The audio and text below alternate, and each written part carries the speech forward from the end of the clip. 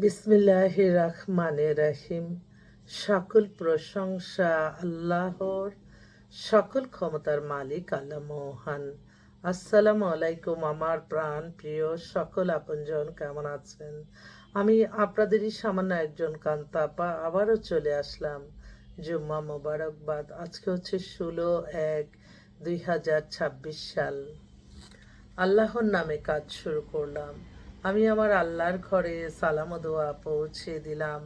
আমার প্রিয় নবীজির রওজা মোবারকে সালাম ও দোয়া পৌঁছে দিলাম। হযরত শাহজালাল শাহপরাণে সালাম ও দোয়া পৌঁছে দিলাম। আজমি শরীফে সালাম ও দোয়া পৌঁছে দিলাম। মাইজবেন্ডার শরীফে সালাম ও দোয়া পৌঁছে দিলাম। আল্লাহ, আপনি নামাজ রোজা ইবাদত বন্দিগি কবুল আর মঞ্জুর করে নেন। আল্লাহ, ভালো কাজ কবুল আর মঞ্জুর করে নেন। আল্লাহ, যারা যেই আশায় আসতেছে আল্লাহ, আপনি তাদের আশাগুলি পূর্ণ করে দেন। আমিন। আসলে আমি হচ্ছে আপনাদেরই কান্তাপা। আমার এই একটাই ইউটিউব চ্যানেল। আপনারা যারা দেখবেন এটা ভিডিওটা সাবস্ক্রাইব করে নেবেন, লাইক দিবেন, কারণ আপনার একটা লাইকে আরেকজন মানুষের কিন্তু কল্যাণ হবে। এটার জন্য সোয়াব পাওয়া যাবে, ভালো কাজ যত ছড়িয়ে দেওয়া যাবে। আমরা হচ্ছে পাত্রপাত্রের সন্ধান দিয়ে বিয়ের ব্যবস্থা করি। আপনারা যোগাযোগ করতে পারেন। আমাদের নাম্বারগুলি বলে দিচ্ছি। মোবাইল 01711860261। আরেকটা নাম্বারও আছে 01783544124।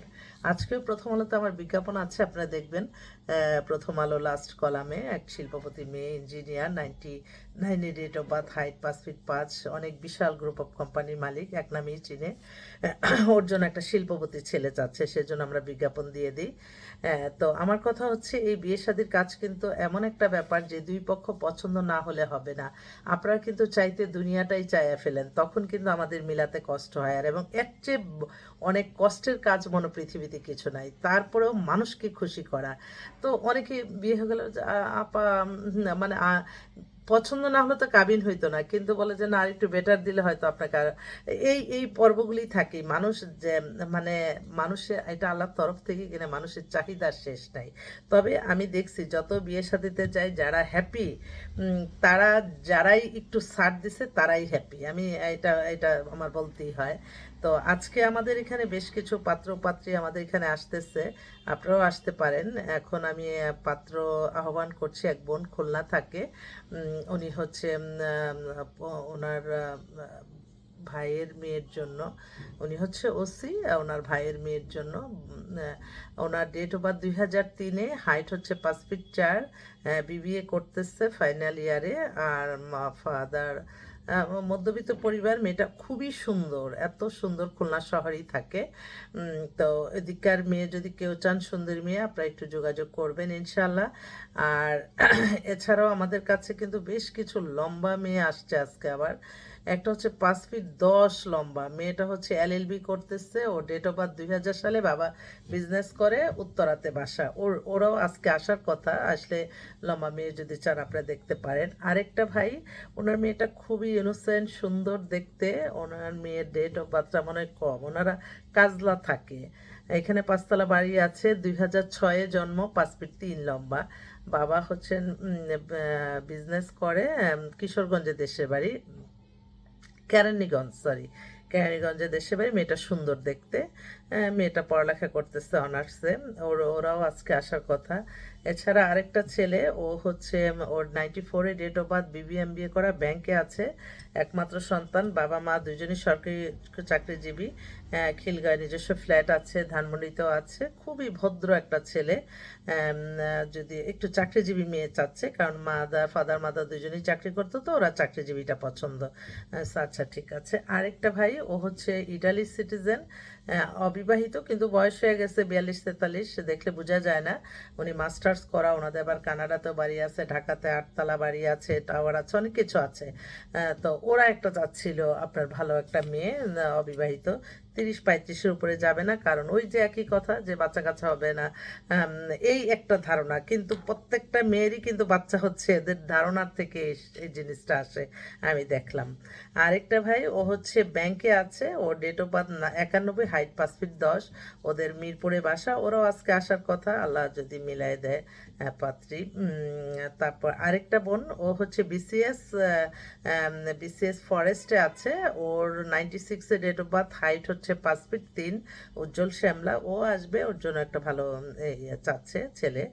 আরেকটা বোন ওনার মেয়ে হচ্ছে ডাক্তার, বিসিএস হয়েছে এবার, এত খুশি, 99-এ date of birth, height 5 feet 9। বলেন এখন আমি ছেলে কোথায় পাই? এই যে মানে অনেক কঠিন কাজগুলি কিন্তু আমাদের কাছে আসতেছে, এগুলিকে মনে খুশি করা কত একটা মানে, আপনারা হয়তো জানেন না, সারাদিন হয়তো মনে করেন যে আপা কি করে, সারাক্ষণ আপনাদের চিন্তা মাথায়, আমি একজনের চিন্তা সবার মাঝে বা বিলিয়ে দেয়, এবং সবাইকে বলি, আমাদের স্টাফ যারা আছে, এক একটা মানুষকে হয়তো, এক একটা স্টাফকে আমরা 5টা করে দায়িত্ব দিই, এবং প্রত্যেকটাই আমি বলি আর ওরা পাঠায়, এটা সবসময় মনে রাখবেন। কারণ আমি আমি তো দেখলাম যে অনেক সময় দেখা যায় আসলে অভিজ্ঞতাটা একটা ব্যাপার থাকে। আরেকটি কথা, ইদানিং ওই দেখা যাচ্ছে যে আমার নাম বলে অনেকেই হয়তো কোথা থেকে নাম্বারটা পাইলো, আমার নাম বলে আবার আরেকজন কথা বলে, এটা অবশ্যই আমার সাথে বলবেন যে আপা এমককে কি নাম্বার দিয়েছেন, আপনি কি চিনেন, এটা অবশ্যই জানবেন। কারণ কি, এগুলি অনেক সময় এখন মানুষ না, যত আমরা সামাজিক যোগাযোগ মাধ্যম হচ্ছে, আমরা যারা ভালো কাজ করতে চাই সেগুলির ভিতরেই আবার দেখা যায় কোনো না কোনো শয়তানি ঢুকে যায়, তখনই কিন্তু মানুষ বিপদে পড়ে। আর আপনারাও যত পাত্র পাত্রীর নতুন আসতেছে, হ্যাঁ আমি বলি আমাদের এখানে মেম্বার হইতে, বললে না না না আমরা এরকম 10 জায়গায় দিচ্ছি, আমি বলছি, আমার কাছে আসছেন, কয় না, তো এই তো ভালো জায়গায় এসে আপনার ঠেকে মানে তখনই আপনারা কৃপণতা করেন। আর খারাপ একটা নাম্বার পাইলেন, তার কোনো ঠিকানা চিনলেন না, তার মুখরোচক কথাতে আপনারা হয়তো বিকাশে পাঠাই দিলেন, তার কোনো অফিস নাই, কোনো কিছু নাই, তো আপনারা তো সমস্যার পরে মোবাইলটাই বন্ধ করে দেয়। কালকে এরকম 10 জন আমাকে ফোন করছে, বলে যে আর তো ওদেরকে পাচ্ছি না, তো সেই জন্য যা দেখবেন তার লংজিভিটি কতটুকু, তার কোনো ঠিকানা আছে কিনা, সারা জীবনের জন্য একটা মানুষের সন্ধান এখান থেকে নেবেন। আপনারা জানেন আমি সারাক্ষণ আল্লাহর কাছে বলতে থাকি, আল্লাহ কোনো খারাপ মানুষ যাতে আমার এখানে না আসে। তো মাশাল্লাহ বলবেন আলহামদুলিল্লাহ, এখন পর্যন্ত ওনাকে তো ওই যে মানুষের নজর লেগে যায়, কিন্তু সেজন্য আমার নাম বললেই যে আমি দিচ্ছি সেটা না, আপনারা একটু কনফার্ম হবেন যে আপা আপনি কি এই লোকটাকে চিনেন নাকি এই মেয়েটাকে চিনেন কিনা, এটা অবশ্যই জেনে নেবেন। ইদানিং একটু বেশি এটা হচ্ছে, কারণ দেখা যায় যে তারা যারা ফ্রড করবে তাদের কোনো ঠিকানা রাখবে না, তারা একটা মানুষের নামটা বলে দিবে, এটা আমি বারবার অনুরোধ করছি। এছাড়া আরেক ভাই আসতেছে, ওনার মেয়ে স্ট্রেস থেকে এবার মাস্টার্স কমপ্লিট করছে, মেয়েটা দুইটাই ভাই, বাসাবোতে 6 তলা বাড়ি আছে, ফার্মাসিস্ট মেয়েটা, খুব ভালো ফ্যামিলি, এটার জন্য একটা ভালো ছেলে দেখতে পারেন, আপনারাও আসতে পারেন, দেখা সাক্ষাৎ করাই দিই ইনশাল্লাহ। আরেকটা ভাই, ওনার মেয়েও ব্যাংকে আছে, ওনার মেয়ে হচ্ছে ব্যাংকে ফরেন এক্সচেঞ্জে আছে, 93-তে date of birth, height 5 feet 4, একটু স্বাস্থ্য ভালো। তো ওনার মেয়ের জন্য একটা ভালো ছেলে চাচ্ছে। আরেকটা বোন, তার মেয়ে হচ্ছে 98-এ date of birth, height 5 feet 3, একটাই মেয়ে, এখানে ফ্ল্যাট আছে, ভালো এস্টাবলিশ, মেয়ের নামেও, ওর জন্য একটা ভালো ছেলে চাচ্ছে, ও আসবে। আরেক ভাই, উনি সরকারের অনেক ঊর্ধ্বতন কর্মকর্তা ছিলেন, ওনার মেয়ে হচ্ছে ব্যাংকে জব করে, 95-এ date of birth, height 5 feet 3, মেয়ের নামে 7 কোটি টাকার একটা ধানমন্ডিতে ফ্ল্যাট আছে, মেয়েটা ব্যাংকেও ভালো উপযুক্ত পজিশনে আছে, কিন্তু ও দেশে থাকা ভালো মাল্টিনেশনাল কোম্পানির এভারেজের সব যে কোনো ভালো একটা ছেলে চায়।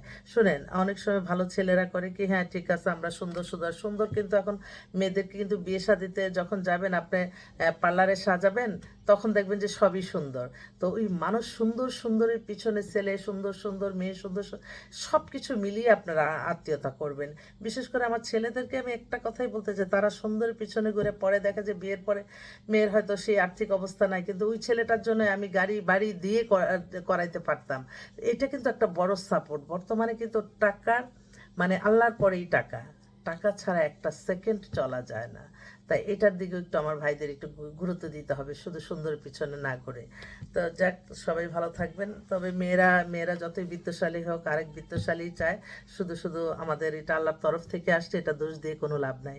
তো আল্লাহ নামে কাজ শুরু করলাম, আপনারা সবাই ভালো থাকবেন। একটা কথা, এর মধ্যে আমি একটা বিজ্ঞাপন একটু আগে দিলাম, ওই পরে খুলে দেখি ওইটার কণ্ঠটা আসে নাই, তখন মানে আমি লজ্জিত হয়ে যাই আল্লাহ মহানের কাছে।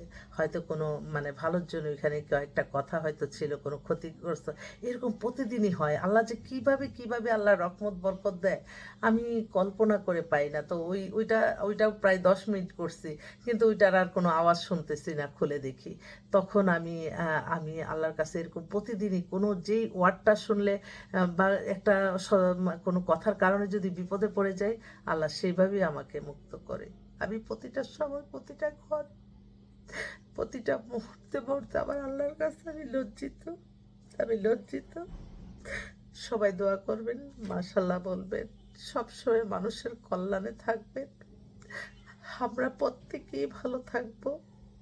আমার অনেক বোনরা যখন ফোনটা দেয় আমার আল্লাহর কাছে কান্নাকাটি ছাড়া তো কিছু, কিন্তু আমি আমার বোনদের তো বলতে পারি না যে আপনার মেয়ের বয়সটা আপনার মেয়েকে চয়েস করে না, এই কথাগুলি কি বলা যায়? আমার নিজের সমস্ত দোষ আমি নেই।